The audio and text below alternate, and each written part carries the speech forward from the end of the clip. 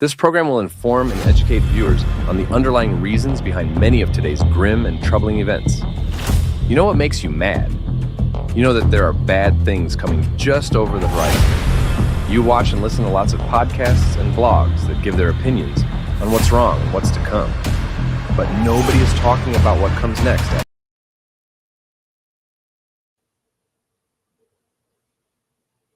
Are we live, Big Daddy? Yes, we are. Hello, dudes and dudettes, ladies and germs. It is I, your Uncle Herbie. It's another Sunday. Sorry I missed last Sunday. I just got sidetracked, and what can I say? I have other things in my life. But having said that, we're going to have a fun Sunday today, and we're going to talk about the dumbest thing that Trump's doing. But before we do that, let me just thank our friends at Pure Five Extractions, who makes this all possible. And thank you again, all of you, for joining me today. Eric, are you here and ready to rock and Yes. roll, baby? Like I'm I didn't ready, know. man. I'm ready, man. I It's knew you been were a here. big I know. week. I It's was just going been through the motions. a hot It week. it's been chaos, hasn't it? It is just it, it it's so interesting to what I let me preface everybody. I'm basically a fan of Trump. I think that he came along, or someone like him at least has come along, like in the nick of time. We're like 1 inch away from complete disaster, and he's shown up, and his overall ideas are right. But one of the things he's doing is so fucking stupid that I had to discuss it with you today. And it's just a pet peeve of mine. It's not like he's alone in this stupidity, but we're going to talk about that in just a minute. But before we do, I want to have a little talk about inflation because I don't think, Eric, do you think people really understand if I say the classical thing about inflation, there's too much money chasing too few goods, do you think that people understand what the hell that even means? I'm No, just I curious. don't. I don't Okay. think they understand that. Let me explain why government spending causes inflation. Not tariffs, not greedy corporations, not billionaires, not, anything really. The only thing that causes inflation is too much money chasing too few goods. It's like the classical definition of inflation. But then you have to ask yourself, what does that mean? How can you have too much money chasing too few goods? And now for the very first time in your life, and I think in a way that's going to actually explain it clearly, I'm going to explain why that is in terms of what Trump's doing with Doge to organize the government and why it's anti-inflationary in the long run. Okay, so we have to start with the important word productivity. Productivity means that you and I, whether it's you or it's Eric or it's me or whoever it is, when we work in the private sector, our value to the company or to our own company or whatever it might be is directly related to what we produce relative to what we get paid. In other words, when you pay, going to just, and I'm staying on subject, but if let's talk minimum wage just for a minute. The reason that there should not be a minimum wage is that in places where there is a high one, like California, where I think it's $20. Is it $20 an hour in California now, Eric? I don't know what I think so. California is. I'll check. Yeah, check that while we're talking. I think they were dumb enough to go to $20 an hour. When you go to that level, the problem with that is that when you take a worker that has absolutely no job skills, and nobody works at minimum wage, you know that listening to me, nobody works at minimum wage who has any job skill whatsoever. So minimum wage is specifically designed, or actually low wages are designed to allow someone to come into an industry that they've never been in before, learn the ropes, and then as they become more knowledgeable, they become more productive. In other words, they produce more of whatever it is that, oh, it's 16.50 an hour. Oh, thank you very much, Eric. I appreciate that. But isn't it going up to 20 or am I out of my mind? I could be out of my mind. I think Wouldn't be you're the out of your first mind time. because that was January Uh, 2025. okay, well, if that's January, okay, 16.50, whatever it is.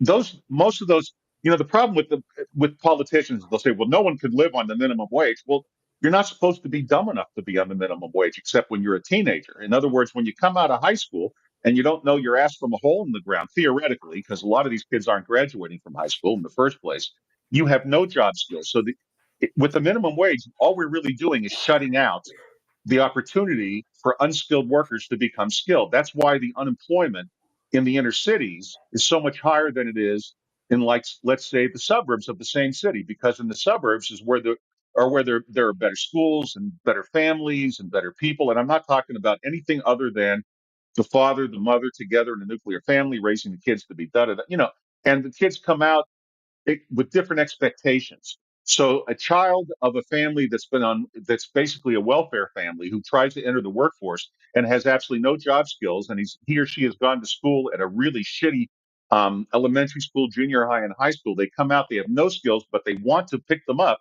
but no one wants to hire them because why would you pay $16.50 an hour to a kid that doesn't know his ass from a hole in the ground? Now, I bring all that up. I don't want to now dwell on minimum wage. There should be no minimum wage, by the way. But um, and you know what? My mind goes right into all kinds of digression. Eric, keep me on path today. I will. Today, you're going to stay on track. I almost went right into digression right there. I felt myself going, and I pulled myself back. So the how this relates to too much money chasing too few goods is that government employees. So let's take a step back to the big picture. The government represents today 30% of our gross domestic product, our GDP. You've heard those initials lots. That's gross domestic product. That means everything that we produce in the form of goods and services is our gross domestic product. And as part of that calculation, when you hear that we're growing at 2% a year or 3% a year, they're including government spending in that, which in my opinion is a mistake. And this all relates to inflation in that government employees produce nothing except ways to slow down the free market economy. In other words, bureaucrats um, don't produce anything but regulation or just move paper. Therefore, every dollar that's paid to a non-productive employee, like a bureaucrat, and ends up getting spent, ends up into the economy. Remember, the government can't bounce a check. So the government's going to pay these people. They make an average of over $100,000 a year per employee, which is twice what people make in the private economy. And this $100,000 on average that they're paid per year is coming from the Treasury, who's borrowing the money in the first place. And that money is coming into circulation by way of a government employee that produces nothing. And that government employee produces nothing is now put, in other words, 30% of the money that's being generated that comes through the government in our economy and into our economy is coming from a non-productive place. Well, unless the other 70% can produce enough to absorb the 30% that's unproductive, then you're going to have too much money chasing too few goods. The 70% of those of us working in the private sector are productive, generally speaking, and the 30% of us who are in the government are non-productive. But the 30% in the government are making twice as much on average as the average private sector employee. So what you have is trillions of dollars of unproductive money being spent. Now that money has to go somewhere. But if there aren't goods to absorb it, then the price of existing goods go up because that money creates demand. Am I being clear on that, Eric? In Yeah, other you are. But let's just give them an example. Beyond salary, let's give them an example, like cars. okay, so the guy wants to buy, and when I say guy, guys, I mean generically men and women. We're not going to get into this gender bullshit today. Okay, so when a guy wants to buy make it, let's say he works for the Department of Energy. It doesn't matter. Some government department. He's not, so no, in other words, he's not producing a fucking thing. And he's getting paid $100,000 a year. And all he does is create impediments to productivity. That's what the government does. Every regulation is an impediment to productivity. I'm not saying that every regulation is wrong or bad. I'm saying that every regulation slows things down. It's why, for example, we all know that we should be building nuclear power plants, but it takes a minimum of 5 years to even begin to get one licensed. And there's no reason for that except government getting in the way of the private sector, and that's destroying productivity. So the guy gets $100,000 and he's doing great, and his wife's working for the government too. So between the two of them, they're making $200,000 and producing absolutely nothing. But they've got this great income and they're able to afford things, so they go out to buy a car.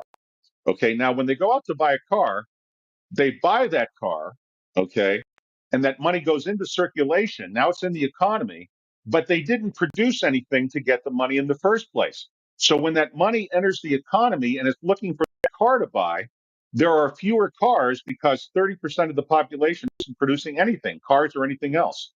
Therefore, the price of the existing goods and services, it's like you have more people bidding on it. It's as if It's an auction. That's really what the free market is. It's a giant silent auction. And all that money coming in is looking for a place to go. And if there's only 70% of the goods available that 100% of the people want, and a third of those 100% are making twice what the other two-thirds are making, and that third is the least predictive part of productive, I'm sorry, part of the economy, then all that money is coming into circulation without making anything to counterbalance what it's consuming. All it's doing is consuming and consuming and consuming.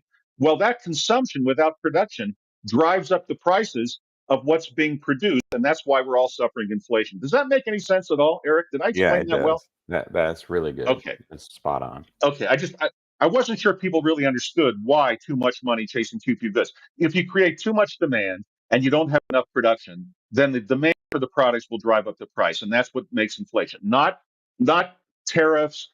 Now, a tariff, just because Trump talks about them so much, and I don't like them to begin with, and that's not what I'm going to. That is not the dumbest thing he's doing. But just to talk about tariffs really, really briefly, tariffs are not inflationary because they go up once and that's it. And it's not a pure process. In other words, let's say that I'll give you a real world example. The Europeans are charging us a 10% tariff on all American cars that go into Europe, but we only charge them a 2.5% tariff on all European cars coming into the United States. Okay, now that tariff is not necessarily, so let's say we raise the tariffs on European cars to 10% in what's called a reciprocal tariff, which I'm not against, by the way. If someone's fucking you, if you want to equally fuck them back, that's not inflationary per se. Okay, and that's justified. So let's say that Trump puts on a reciprocal tariff of 10% on European cars. So now a lot of European cars are built in the United States because they want to avoid the tariff even at 2.5%. So there are a lot of BMWs and Mercedes, for example, and I think Audis now too, and Volkswagens that are built in the United States. But let's say we're importing a European model. Let's say we're importing a Maserati. I bring that up only because one of my oldest friends is a retired physician in Philadelphia and bought a Maserati, which I don't really understand why, but okay, whatever. That Maserati, okay, that's being purchased that's coming into the United States is not necessarily, if we raise the tariff 10%, will not necessarily go up in price because the producer of Maserati may not want to, he may lose his competitiveness. So a lot of that he'll eat. And do you understand what I'm saying? In other words, Maserati has profit margin. They may accept a lower profit margin and make other changes so as that you don't ever see the effect of that tariff because they don't want to lose market share. Does that make sense, Eric? Yeah, that's good. They make an Okay. So adjustment. right. So when you hear that, like there's going to be a 25% tariff on Chinese goods, let's say, that doesn't mean there's going to be a 25% price increase. And even if there were, it would be a one-time increase.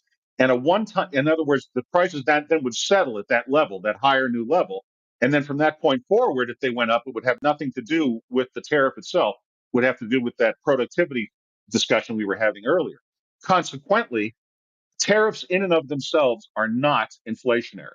Okay, the only thing that causes inflation is too much money chasing too few goods, or more correctly, too much unproductive money trying to find the product and goods that other people are making. If there are not enough goods and services to absorb the money, then that's inflation because it creates an auction for the goods and services that do exist, which drives up the price. But a tariff it's just one more cost to the producer. And like any other cost, they can adjust for it in other places. So it's not necessarily inflationary. And I'm not going to get into Trump's tariffs right now because it's just too long and involved the subject, and that's not what I wanted to cover. But I just wanted to touch on that so that you understand what inflation is and where it comes from. Okay, now let's turn to what I was really going to talk about today, which is Trump's dumbest action. And it's not the tariffs, and it's not the roundup of illegal immigrants, and it's not, beating the crap out of the Ukrainians, which, by the way, I agree with.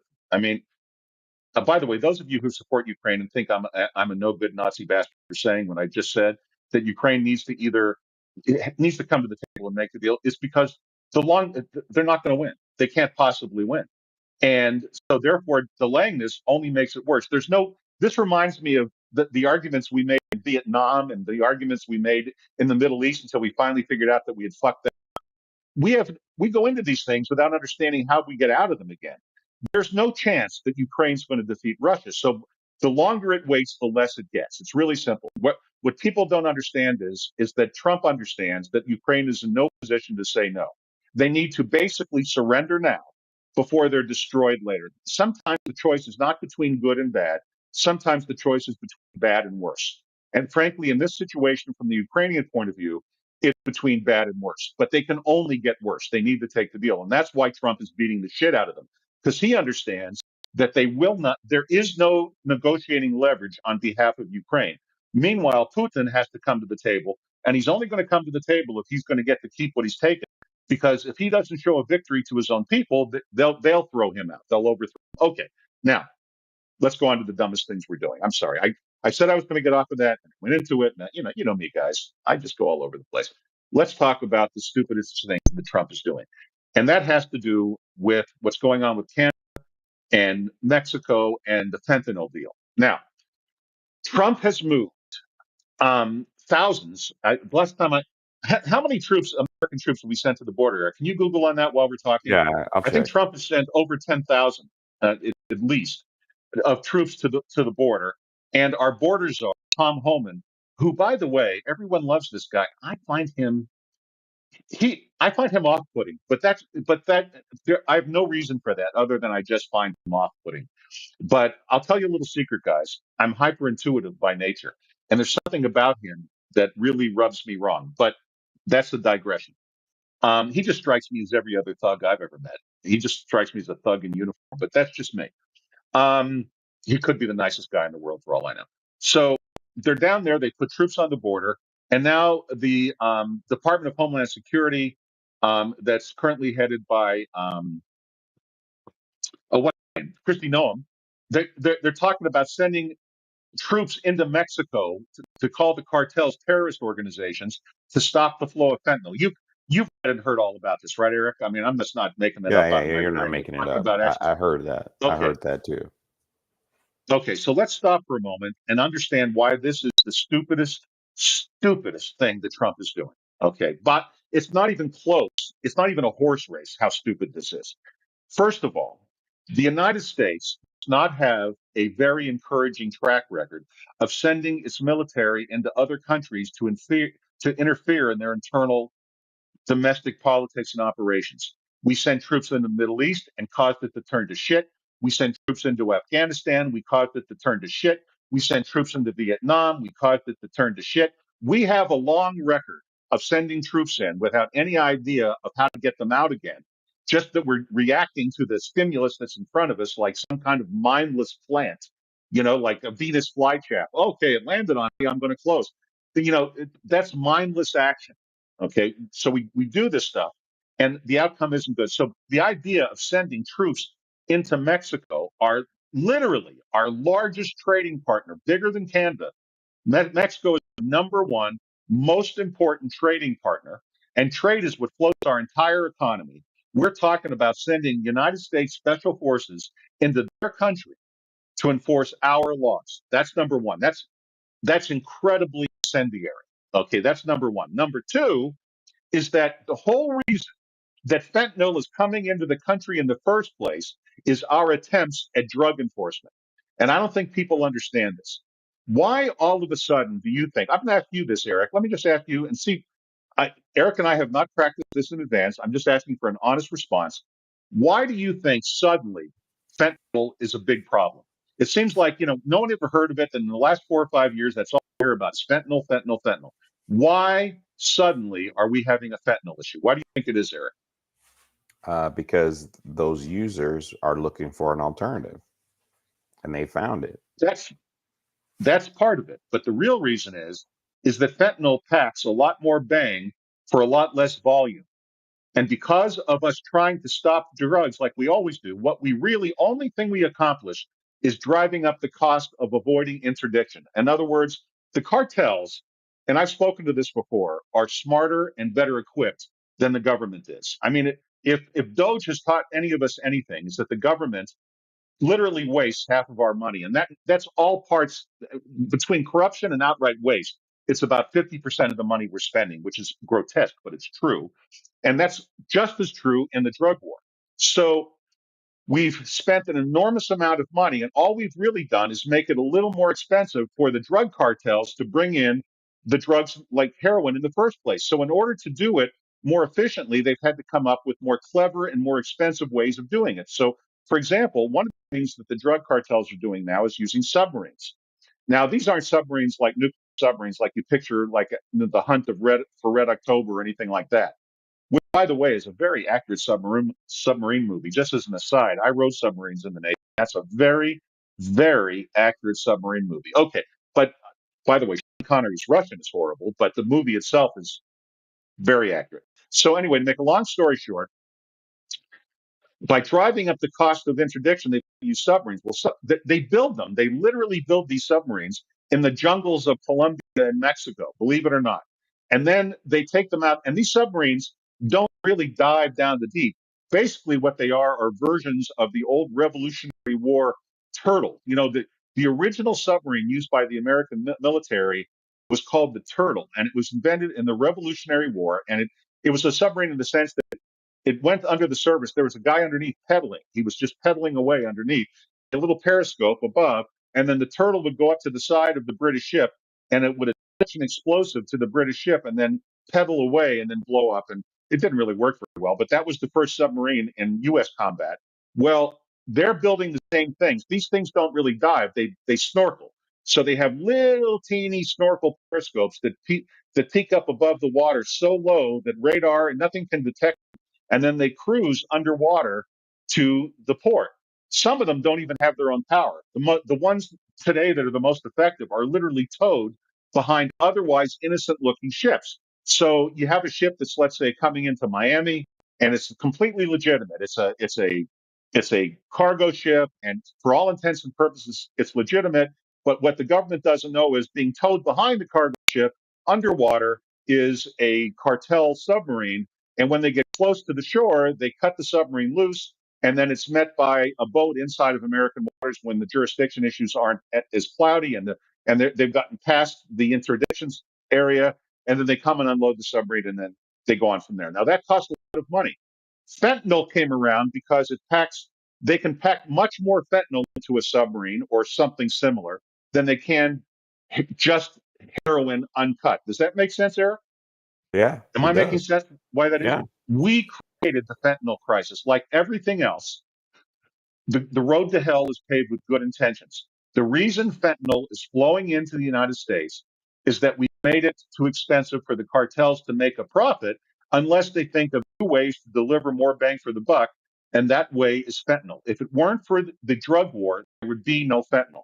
So the stupidest, what Trump is doing is making the drug war worse. Not only will we not reduce the number of fentanyl related deaths in the United States, we're going to end up increasing them because in the history of the world, my friends, in the history of the world, there has never been a successful prohibition of anything. Okay, what we call prohibition was the prohibition of alcohol, and that didn't work.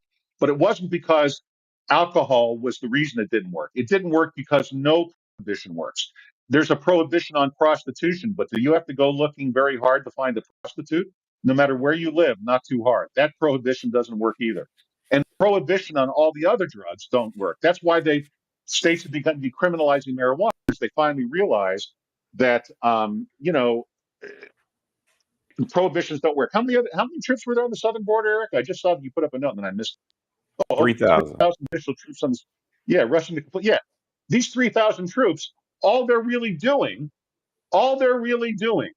is driving up the cost of avoiding interdiction, which means more fentanyl, not less. And the only time the fentanyl is going to stop is when they find a drug even more potent than the fentanyl to bring in with even less volume. All we're doing is creating the conditions for more fentanyl. That's all that Trump is doing. This is why this is the drug war from the day it started in 1971 has created a disaster of implications. And Trump, for all of his good parts, is either willfully or ignorantly blind to the damage being done by the drug war itself. If Trump really wanted to do something fantastic, and he really wanted to do something that would change everything positively, what he would do is end the drug war altogether and legalize all drugs, which would have the opposite effect of what. See, this is the difference between playing chess and playing checkers, my friends. If you're playing checkers, you say to yourself, fentanyl bad, we have to stop it. Let's do what we need to do. That's checkers. Fentanyl bad, we have to stop. Let's do whatever. And all we do is make it worse. It's like we never learn. On the other hand, if we said to ourselves, fentanyl bad, but the addicts themselves, we're turning people that are addicted into criminals because by driving up the cost of the drug, we make it more and more difficult for these people to get the money to afford the drug, which then drives them to crime. And this is why we have so much crime. And the violent crime that comes as a result of the drug war is simply because since drugs are illegal, then the people in the drug business can't go to court to settle any business disagreements. So they have no alternative but to use force. Violence is the only recourse when you can't go to court. It's the same reason why in the Old West, ranchers would, if they caught a rustler or whatever the case might be, they would catch him and then they would lynch him. They would string him up and hang him from a tree because they didn't have infrastructure, they didn't have the police force, they didn't have the things they needed, but they had this criminal on their hands. They couldn't go to court over it, so they would just hang him. That's what's going on in the drug war now. Drug dealers, drug cartels can't sue other drug cartels for like infringing on their territory or not paying them a promised amount of money or skimming money out of a deal that, they breaking their word and stealing more money out of the deal than they should. There's all kinds of different, and all these things take place in private business too. But the difference is if you have a competitor not honoring a contract in a private business, a legal business, you sue them. If you're in an illegal business, you have no alternative but to either beat them within an inch of their lives or kill them altogether. It's your only way to enforce contracts in an illegal enterprise, which is why if we, the first thing that would happen if drugs were legal, what if Trump did the smart thing and did the exact opposite of what he's saying? What if he said, you know what? We're going to stop turning our addicts into criminals. We're going to understand that people become drug addicts because they're self medicating their own self loathing. That's what addiction is. People call it a disease, and that's very convenient to make you feel better for if you become addicted. And maybe it is a disease in the sense that like mental illness is a disease, but it's not like an airborne bacteria. You don't catch addiction. It's not that kind of disease. Consequently, I mean, as a result of my experience and having gone to prison during my life, I met a lot of addicts, and 99 out of 100 of them do not want to be criminals. They become criminals because it's the only way to avoid the habit. To which the smug and sympathetic might say, "Well, they should just quit using drugs. That would solve the whole problem." Yeah, okay. Look me in the eye right now and tell me that you have quit every addiction that you have. Eric, do you have any addictions? I'm just curious to anything. Sugar, Yeah, to air, what? sugar. Well, Yeah, I like it sweet. yeah, me too. Okay, so I'm definitely sugar addicted, and I think a lot of us are. And so I deny myself sugar, but once a week I give in. Like this morning was my once a week cheat. I had a cinnamon roll that I bought from Bosa Donuts as my once a week sugar cheat. Because if I don't do that, and if I don't satisfy that craving, I'll end up doing worse later. I just know myself. Well, with the drug addict, the addiction to heroin and fentanyl and other, meth, whatever it might be, is much stronger than the addiction to sugar is. And they will do anything they have to do to get it. And to tell them, well, just don't do it, just be honest with yourself. What are you at just doing it? I mean, seriously. All of us in our addictions, how many of you listening to me right now are, for example, functional alcoholics?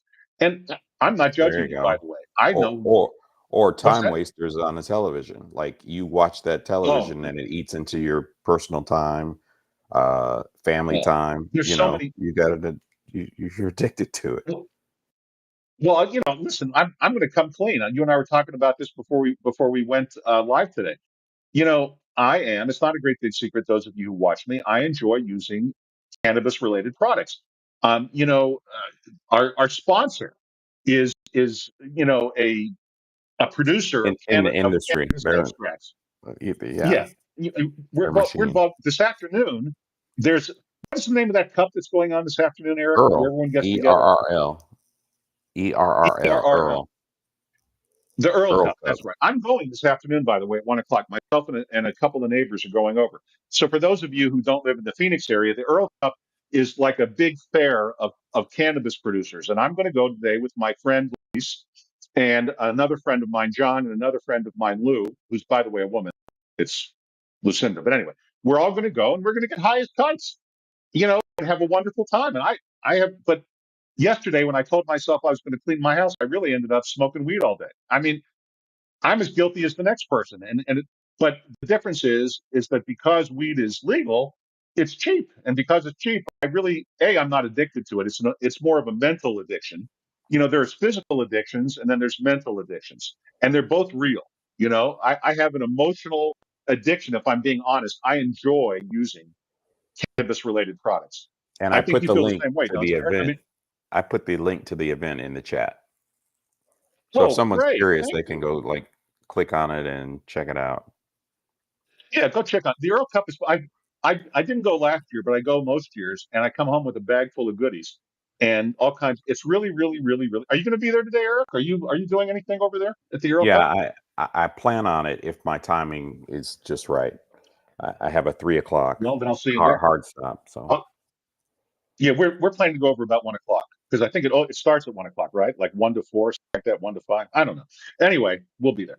The point I say is we all have our addictions, and none of us are any good even the mild addictions. The mental's the wrong word. What's the adjective when you're addicted to something, but it's not a physical? You don't get withdrawal. You're just emotionally addicted to it. There's a better adjective. don't know. Mentally, psychologically, emotionally. I don't know, but I like it. But if I don't, like for example, when I went away and I did go to prison, and I didn't use marijuana at all, I didn't suffer withdrawal. I didn't like shiver in my bed. I saw guys who went into prison who were heroin addicted go through about 24 hours of the most disgusting. The worst of all are the guys trying to withdraw from alcohol. Those guys, they have to put on intravenous and put them in the hospital. Withdrawing from alcohol when you're a serious alcoholic is the worst of all. Heroin, I can tell you from firsthand observation, is about 24 hours of shaking, sweating, and feeling like shit. 48 at the most, and then you're over it. And as gross as it is, it's not life threatening. However, alcohol is life threatening, trying to withdraw from it. But the point I'm making is we're not going to talk these people out of it. By trying to deny them their supply, all we're going to do is create new supplies of new things, even more powerful than the thing we're trying to stop now. Why don't we just stop the madness and save ourselves $100 billion a year that we're wasting now between the state and federal governments on the drug war nationally that Trump is not only supporting, but in an incredibly stupid move, troops to the border and talking about intervening in Mexico's internal affairs. Mexico is very sensitive about that, guys. Now, again, I'm a proud American, and you've heard me talk many, many times about our rights. I've even talked about the right to conquest over the Native Americans. I have a very stark way of looking at things. I don't look at things as I want them to be. I look at things as they are. And as they are, there's no way in the world we're going to ever stop this. No country in history has ever successfully prohibited anything that its own population wanted, whether it was a drug or a good or a service like prostitution. And we're not going to be the first. And by sending all we're doing is spending money we don't have at a time when we need to spend less. And we could save $100 billion a year, which is serious money, if we just said, no, we're not going to do it anymore. And then, what do you do with that $100 billion? Well, most of it, you don't spend it on something else, but you could take a small piece of it, and we could afford to set up rehab for those people that want it. And we could take care of our homeless and get them off the streets. There's a lot we could do with 10% of that. With $10 billion a year, we could take every homeless person off the street, provide great rehab to anybody who really wants it free of charge, and have $90 billion left over every year just to give back to the taxpayers where it belongs. Or failing that, pay down the national debt. Because anyway, I don't want to dwell on Dweck. Yeah, Dweck. I don't don't want get to it. dwell on Dweck. Don't let me dwell on Dweck. I'm driving in my car. I turn on the radio. I'm sorry. I went right to Elmer Fudd. I'm out of my mind. Am I losing my mind, Eric, or is it just, what do you think? Senility on early onset? You can hardly tell. It's early. It's early. Hmm. So, my friends, that is the stupidest thing Trump is doing. That wins the "You Got to Be Kidding Me" award. We're going to double down on what can't possibly work. And for a guy that otherwise, I don't really understand why he's doing it.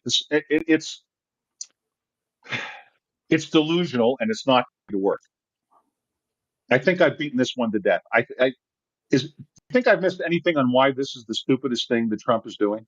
Because I'm going to No. have another subject I want to go Yeah, on to. let's move on. Okay, let's move on. Let's do the commercial. You want to cut and get the commercial break out of the way, Eric, and then we'll Yeah, come let's do back, that. and then I'm going to talk a little bit more about economics and what's going on and the oncoming recession and what's going to Perfect. happen and yada yada. So, what do you say we'll cut away for a break?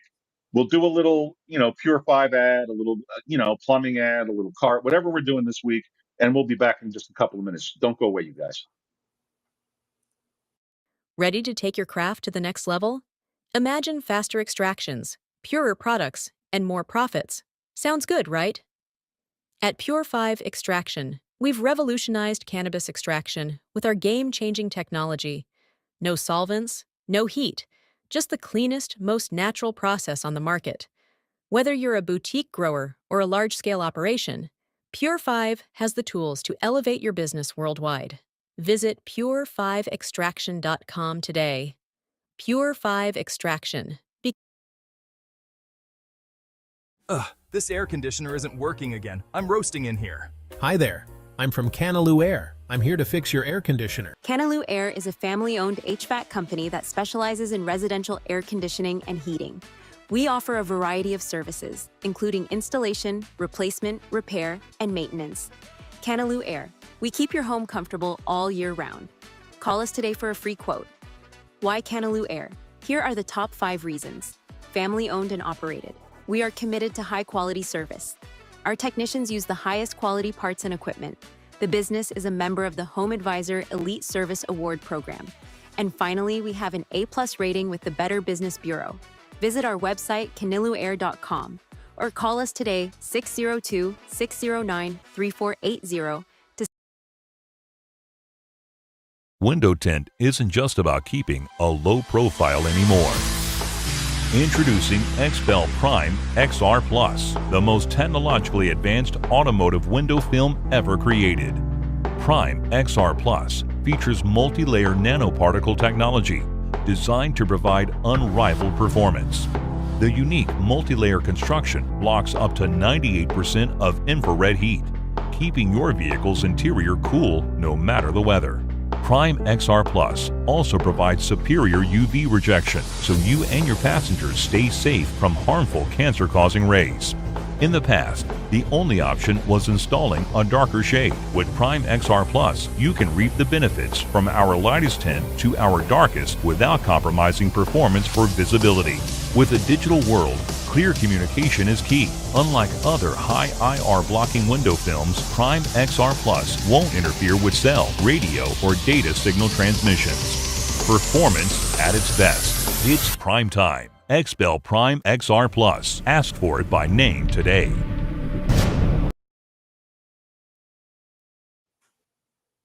All right. Oh, we're back. I'm sitting here just chilling out, and we're back. All right, let's get back. Let's talk about the second dumbest thing Trump is doing right now, which is raising expectations with people and not preparing them for what's coming. Okay, so again, prefacing that I'm generally a fan of Trump, and I think he's here in the nick of time, and I'm a huge supporter of the Doge cuts. And by the way, those of you either who feel that these cuts are somehow going to affect benefits, what the Democrats are saying to the Republicans now is all of these cuts are going to, affect people's Social Security payouts and disability payouts and Medicaid payouts and all this other stuff. Let me explain to you why that's a stupid argument. Okay, cutting waste does not affect benefit. Imagine that you went into a McDonald's. Oh, no, let me take that back. Imagine you went into a sit-down restaurant that we all go to. Let's say you walk into a Denny's, okay, and you sit down at the table, and the hostess takes you to the table, and you say to the hostess, Can you ask the waitress to bring us, our waters right away? We're thirsty. And she says, no, I can't do that. We have to wait for the waitress to come because she's the one who's tasked with asking for water. So you think, oh, okay. So the waitress comes over and you ask for water, but then she doesn't go get the water. She calls over a busboy and says to the busboy, you need to go get the water. And you say to the waitress, why are you having the busboy do it? And she says, because it's against the work rules for me to go get the water. I have to give it to the busboy because he's specifically tasked to be the water getter. So the busboy goes to get the water, but then he can't serve it because he's the busboy water getter, but not the busboy water server. So he has to then hand it off. I know this is an imaginary world. I'm just trying to explain to you why more is not better. So then he hands it off to another employee who's the designated water pourer. So now the designated water pourer goes to pour, but wait a minute, there's not enough glasses on the table. So then he has to call the busboy who is in charge of setting up the setups on the table, who has to get the glasses out before he can pour the water because he can't go get the glasses himself because he's the water pouring busboy, not the glass getting busboy. Then the waitress comes to take your order. She writes down your order, but she can't take it to the kitchen. She has to hand it off to the waitress that's hired just to walk your order back to the kitchen, but she can't present it to the manager in the back who's expediting the meals. She has to clip it onto and hand it to another employee who clips it on the wheel so that the expediter, and it can go on and on. The point am I making my point, Eric? You can add a Yeah, lot of fucking a lot employees of and get layers. worse service, not better. Right.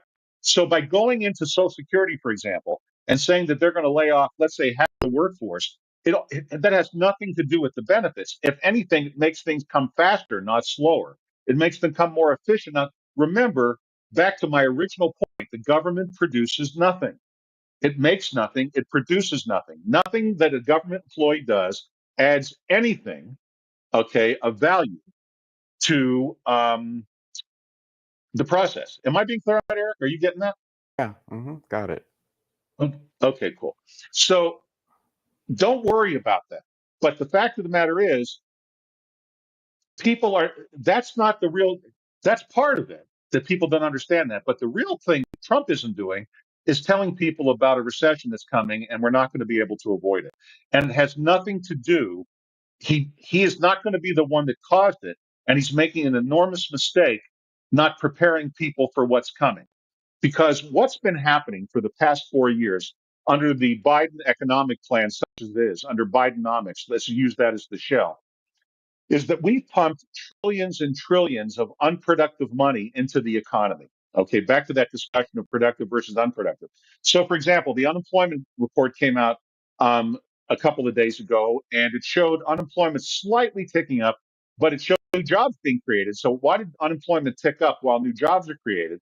And the answer is all of those job gains that were taking place during the Biden administration were almost exclusively government jobs. So Biden created thousands and thousands and thousands and thousands and thousands of government jobs that produce nothing, which is why we ended up in an inflation. Now, Trump is cutting that workforce, thereby cutting the amount of money going into the economy, and it will have a positive effect on inflation since he's reducing the unproductive money coming into the general economy. But in the short run, the only way to stop an inflation is to have a recession. You have to put think of it as the brakes on a train out of control. Not only are we going to have a recession, we have to have a recession. It's the only way we're going to wring the inflation out of the economy. And that means higher interest rates, not lower, and it means less, not more. And Trump, if I've learned anything the hard way in my life, is that if you raise expectations to people and you don't deliver on those expectations, the result will be feelings of betrayal. Okay. President Trump, listen to me. You've got to prepare the public for the recession that's coming, and it's going to be a nasty, nasty recession. And you would be smart to prepare them for that and say, to do what I've just done today, to sit down and I know that you understand it, President Trump. I know. I do not believe that you're dumb. That's just what your critics say. I think you're the opposite of dumb. And I think you're aware of what I'm saying. I'm just going to give you this advice is worth exactly what you're paying for it, President Trump. But here it is. Prepare people for what's inevitably coming. So what we've had for the last 4 years, besides all of these unproductive jobs and all this unproductive money coming into the economy and all this waste and corruption going on, what we've also had is a the people who benefit from inflation are the rich people. The reason there's such a huge difference between the billionaires and the regular people is not because of income tax cuts and not because the rich aren't paying their fair share. It's because in an inflation, people who own assets benefit and people who don't own assets are punished. In other words, 70%, and I'm rounding, I think it's like 67%, but roughly 7 out of 10 people in this country literally live hand to mouth. They go to work, they get a paycheck, they go home, they budget it out, and at the end of the month, it's all spent waiting for the next paycheck or the end of the 2 week period or whatever the pay period might be. That's how most people live. Would you agree with that, Eric? Absolutely. Eric's asleep. No, I'm not.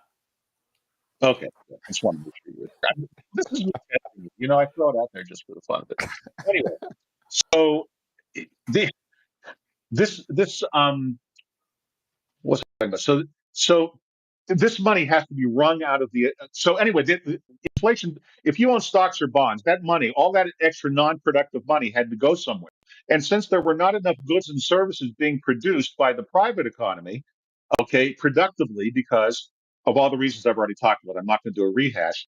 That extra inflated non-productive money went into the stock market and the real estate market. This is why we have a super bubble in both stock prices and real estate prices. And that bubble is bursting, and it's going to burst, and it's going to continue to burst. And the net effect is going to be a very bad recession, okay, maybe even a mild depression. And Trump would be very wise to do two things. Number one is to prepare us all for it, to say, it's not my fault. Obviously, I've been president for 100 and something days. That's it. I don't think he's been a president 100 days yet. How long has it been? Let's see, January 20th, February 20th. It's not even been 60 days. I've It's been not 6-0, no. days, whenever it is. There's going to be people are not stupid. They'll get it. There's going to be a recession. There's nothing I can do to stop it without making inflation much, much worse. And the best thing we can do here is bite the bullet and plow through it, because the only way to fix this mess is to take some pain now. We can take a little bit of pain now and go through a recession, or we can take a lot of pain later and go through a collapse. We have to have the recession that's coming. It has to happen. The price of stocks have to adjust. The price of real estate has to adjust. These super bubbles have to be worked out of the economy because they're distorting the economic signals of the free market and causing side effects that are unpredictable because of how they're distorting the normal movement of money. Remember, friends, that the economy is nothing more. That's just the name for a pricing mechanism. A free market allows prices to be set purely based on the supply and demand for the product. Okay, now what we do every time we start messing around with things and creating rules and regulations and pumping money in and paying unproductive people and all the other things we do is we distort the normal process of setting prices. And what President Biden did for 4 years is distort the living shit out of it by pumping in record amounts of money, trillions and trillions of dollars, under the excuse of coming back from COVID, a self-inflicted injury over a flu that in the end, well, we won't go into that. That would be an easy digression for you to go into, but I think most of you listening, particularly those of you listening to me today on Rumble, understand that. So I'm just going to tell you, and whether you're listening on X or Rumble or YouTube, wherever you're listening or watching, just remember, we've distorted the shit out of the market. We have to wring it out. And the only way we're going to do that is to have a recession. And Trump has got to stop telling people that we're going to have the greatest economy ever without giving a time frame. President Trump, the second most stupid thing you're doing is not preparing people. It's coming. You know it. I know it. People who have knowledge of the markets know it. We're not the real estate bubble of 2007 and 8 pale in comparison to what we've created today, because we not only have a bubble again, we completely recreated the super bubble in real estate, but we've also created a second enormous super bubble in the stock market with prices that have no relationship to what these companies actually make. And the reason for that is back to inflation. All these unproductive people pushing all of this unproductive money into the economy, it had to go somewhere. And in absence of the goods and services, it went to asset prices. And since most of you listening to me don't own a lot of stocks and bonds, you did not benefit from it like the billionaires did. They get richer not because they're plotting and not because they're doing things to make it happen, but because the government has caused so much inflation that they're just the beneficiaries of it because they have to put their extra money somewhere, and they're not going to put it into the mattress. They're going to put it into stocks and bonds and real estate. Because where else would they put it? And as a result of that, it's created too much money chasing too few investments, which created inflation in the price of assets. Did I explain Got it. that? Was Yeah, that got it. clear? Yeah, Okay. that's good. There's going to be a bad recession. Now, that it's going to be bad for two reasons. Number one is because Trump is not preparing the public for what's coming, he could easily lose his momentum like that. I wish he would prepare the public because I want him to succeed. I want Doge to succeed. I think that if we don't succeed, if we don't cut at least a couple of $1 trillion out of our budget, we're going to end up in an economic collapse that's going to be, it's going to dwarf the Great Depression. Okay, it's going to be a global, worldwide meltdown. What we're doing, just as an aside, is this is what brought down Rome, and this is what brought down Greece, and this is what brings down every empire. It's inflation. So if you think that we've just invented inflation, let me just give you a very quick little history lesson on how Rome came to an end. So back in the day, a gold coin. What did they call the Roman money? Let me think. God, I do know this. Eric, what did they call it? It's not a ducat. No, that was much later. What did they call it? Sesterces. Sesterces. Okay, a Roman gold sesterce. I had to think about that for a minute.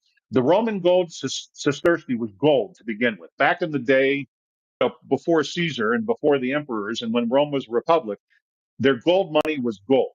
Okay. And then their silver coins were silver and their copper coins were copper. Well, what happened was as time went by and the Roman Empire kept expanding, just like us, we can't afford our welfare state without printing up bullshit money.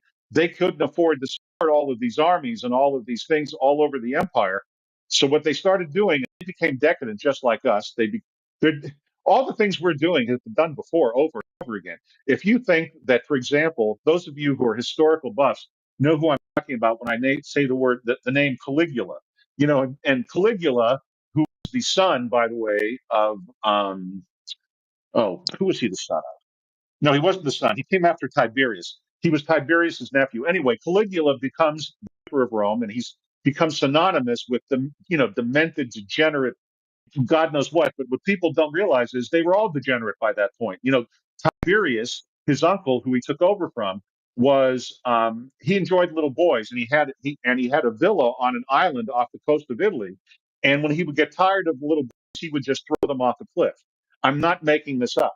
And so, if you think Caligula was bad, his uncle, his predecessor, was pretty, and the whole empire was decadent, and they were spending money that they didn't have, just like we are, just in different ways. So, what did they do? They started mixing different kinds of alloys into their coins. So the gold coins became, instead of 100% gold, at first maybe 95% gold, and then 90% gold, and then 85, and they kept replacing it more and more with alloy.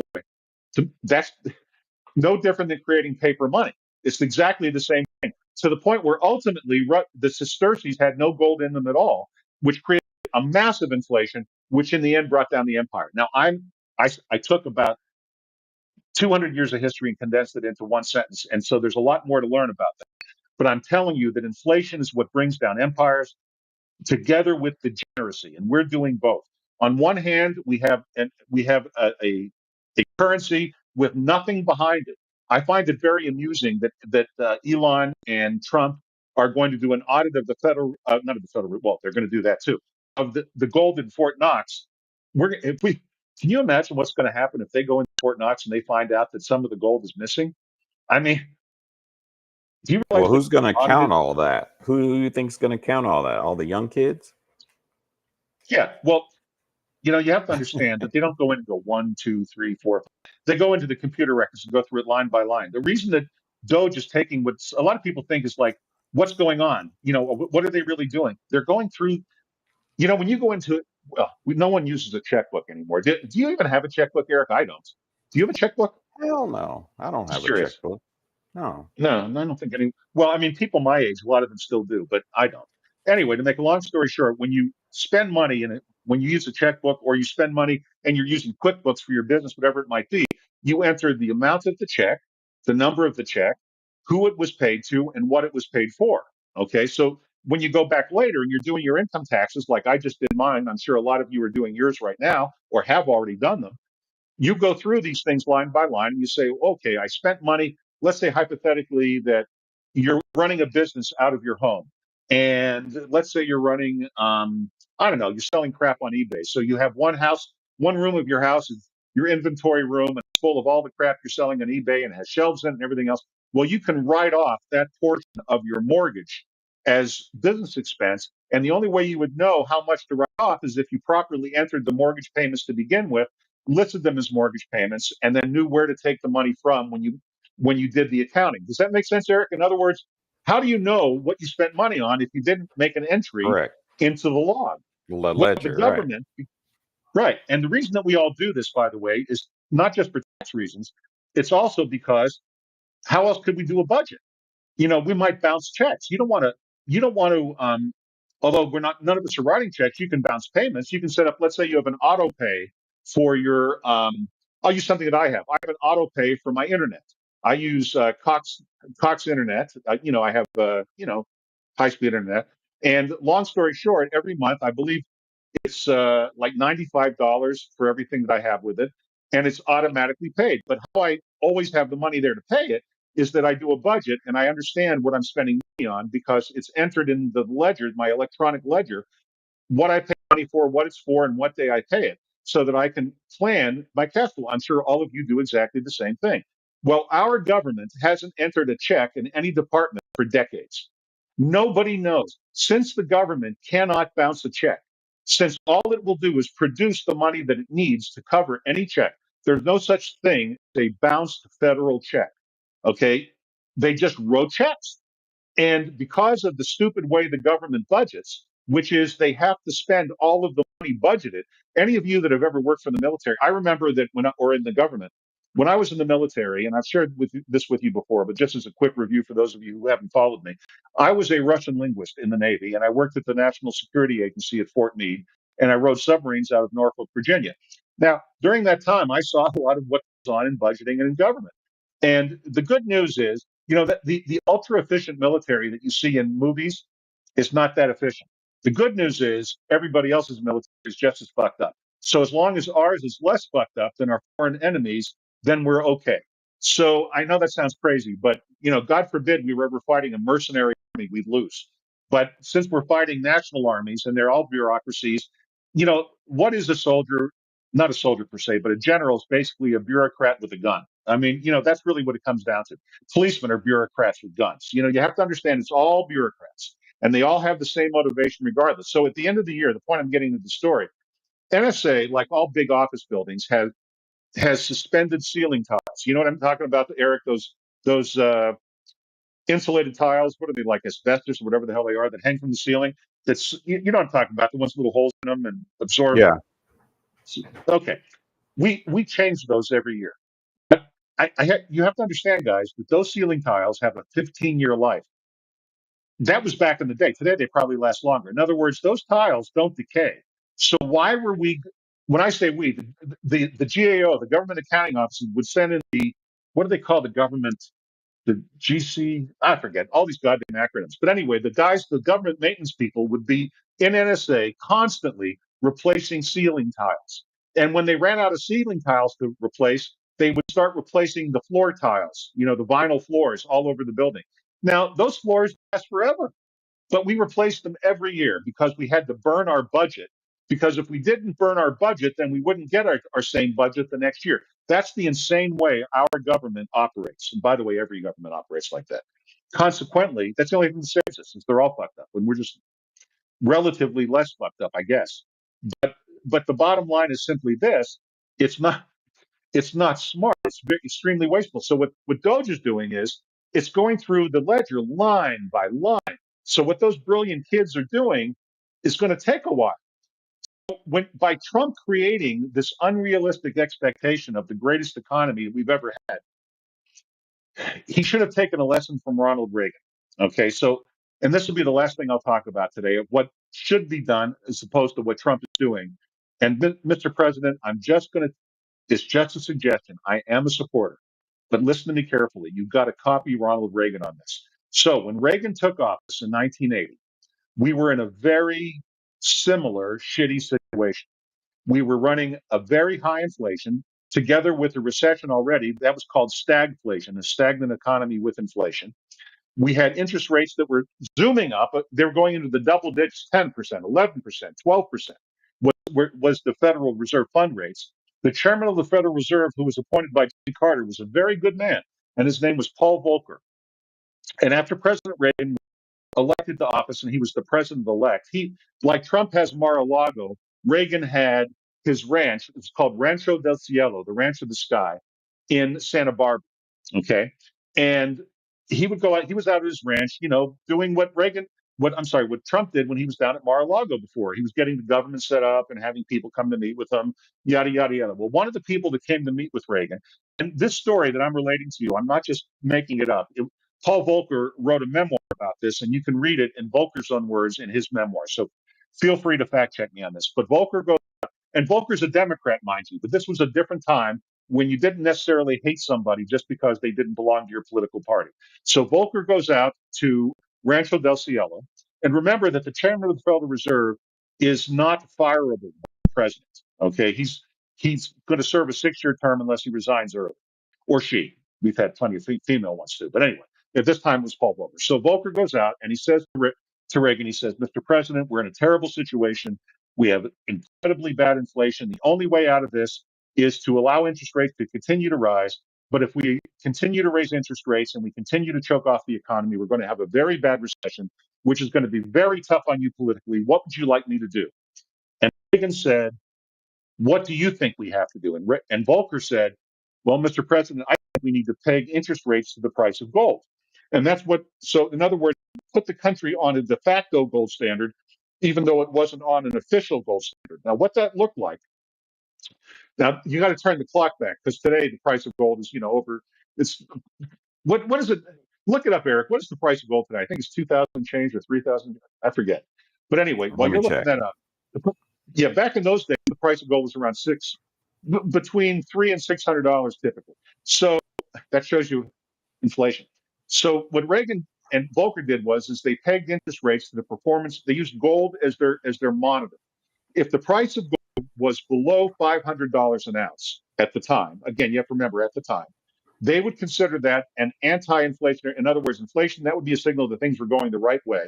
And they would allow interest rates to fall and the money supply to increase.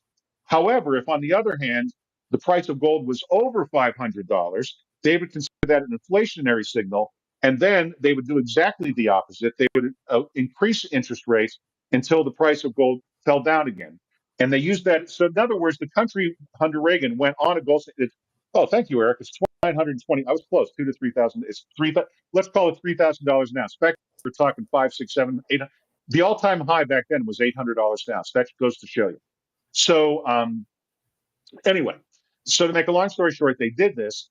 And during that people don't remember that when Reagan was shot in 1981, I think it was, his approval rating was 17%. It was awful because we were in a terrible recession. This is always forgotten about Reagan. In 80 and 81, we went into it. People called it a depression at the time. Those of you who are old enough to remember might remember the things that were like the Farm Aid concerts. The celebrities were having Farm Aid concerts because over 10% of our family farms were failing. Our factories were failing. Unemployment was approaching double digits. It was really ugly. And every time they would come to Reagan and they would say, Mr. President, March 30th, 1981, thank you. Thank you. Eric is Johnny on the spot this morning. Yeah, John Hinckley was trying to impress Jodie Foster, which is Jesus Christ. Nutty is nutty does. But anyway, John, poor guy, she was a lesbian on top of everything else. Anyway, he wasn't going to impress her is all I'm saying. I like Jodie Foster. So the bottom line is that every time they'd ask Reagan, Mr. President, it's terrible, the farm, he'd always say the same thing. He'd say, well, we'll just stay the course. We'll just stay the course. And he did. And by the time 1982 came, things were turning the corner. And by the time his reelection came in 1984, he was reelected. He carried 49 states. The only state he didn't carry was Minnesota, the state where Walter Mondale, God bless him, came from. Poor guy was a sacrifice. He was a sacrifice on the altar of Reagan by the Democrats in that year. He was actually a pretty good man. Reagan was better, but Mondale was a good man. And anyway, to make a long story short, he was very popular, and Reagan left office, as far as we know, because polls weren't taken prior to the 20th century. But as far as we know, Reagan left office the most popular president ever to leave office in American history. Now, Mr. Trump, if you want to repeat that, if you would like to end this your second term as the most popular president and possibly the greatest president in American history, because he has a chance to do it, the fact that nearly half the country hates his has nothing to do with anything. You know, just another example. Lincoln was despised until the bullet went through his brain, and then suddenly he became a saint. Again, that happens. John Kennedy, the same thing. Okay, John Kennedy was not a shoo-in for re-election in 1963 going into 64, but after they shot him in the head, LBJ sure as shit was. And I'm not saying this to be cold. I'm just saying that's how public opinion is affected by events that you can't predict. None of these, I mean, God forbid that anything like this happens to Donald Trump, but I'm just saying, Mr. President, if you want to leave office as popular as you are now or more, okay, and really save the country, you're going to have to prepare the people for what's coming. And what's coming is a very deep recession. And you've got to tell people it's coming. You've got to tell them at least it's a capability. It's a capability. It's a possibility. Okay, because if you don't, you'll set up betrayal. And all of these people who you're promising rosy future. Remember, sir, that most of the people watching us and listening to you do not have degrees in economics, we're never taught critical thinking in the public school systems. It's not their fault. They're angry, but they don't really know in a granular way why. And you're raising their expectations. And when it gets crushed, it's going to disappoint them and cause a problem. Okay, we are over an hour, and Uncle Herbie has said enough. Do you think have I covered enough ground today, Eric? What do you think? Oh yeah, lots of ground covered. Okay, good. Look, I hope all you guys have understood all of this. I know I was rambling. I know I went off into the ozone, but the point I'm making is we have one more chance to save the day here, and our leader is President Trump. And generally speaking, he's doing the right things, but constructively, because I want you to succeed, Mr. President, because I want all of us to benefit, please level with the American people and tell them what's probably coming. And secondly, stop the stupid fucking drug war. Okay? Stop it. You're causing the fentanyl that you're trying to stop. That's the moral to today's entire podcast, the morals, the two lessons of today's podcast. I want to thank you very, very much, everybody, for joining me. I'm sorry if I went rambling on too much. Eric, you have anything you want to add before we take off and let everybody go do their thing? Everybody tune in next week. We'll be back. That's what I wanted to say. Thank God you said it. I'm glad somebody said it because I would have forgotten. We'll be back next week. You have a beautiful day. I'm going to the Earl Cup, which is to enjoy the finer things in life. Let me tell you. Okay, I'm not going to go into marijuana. I almost went into the Pure 5 marijuana use discussion. No. But, what can I tell you? At least using marijuana so far hasn't dulled my brain any more than age has, Although then again, I might sound stupid to everybody listening, and then they think I'm all out of my mind. What were you going to say, Eric? I saw something And informative if there. everyone made it this far, put in the comments below something positive. And share, like, subscribe, follow, yada yada yada. All that good stuff I never talk about because I always forget because I'm a boomer. What can I say? But like, subscribe, share, tell, do, be, feel, experience. Have a beautiful week ahead. Love your family, love your friends, love your pets, love the day, enjoy the weather, celebrate life. Don't worry too much. And until next week, this is your Uncle Herbie saying.